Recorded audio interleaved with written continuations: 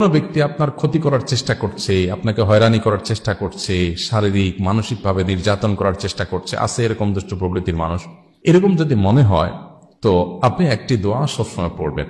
নবী করিম সাল্লাল্লাহু আলাইহি ওয়াসাল্লাম কোনো ব্যক্তি তার ক্ষতি করতে পারে এরকম আশঙ্কা বোধ করলে তার ক্ষতি থেকে বাঁচার জন্য এই দোয়া পড়তেন। দোয়াটা হলো আল্লাহুম্মা ইন্না নাজআলুকা ফি নুহুরিহিম ওয়া নাউযু বিকা মিন শুরুরিহিম।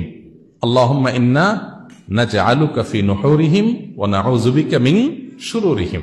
অর্থাৎ, হে আল্লাহ, যারা আমার ক্ষতির চেষ্টা করছে, শত্রুতা করার চেষ্টা করছে, তাদেরকে উপযুক্ত শাস্তি দিয়ে দমন করার জন্য, তাদেরকে শেষ করার জন্য আমি আপনার কাছে দায়িত্ব অর্পণ করলাম। আপনি মেহেরবানি করে আমার হয়ে আপনি তাদেরকে উপযুক্ত শাস্তি দিন, তাদের থামিয়ে দিন, তাদেরকে দমন করুন, তাদের শেষ করুন।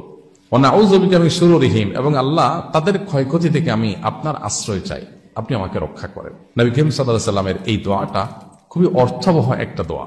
এই জন্য জীবনে কখনো কোনো শত্রু আমাদের নবী সাল্লাল্লাহু আলাইহি ওয়াসাল্লামের কোনো ক্ষতি করতে পারে নাই।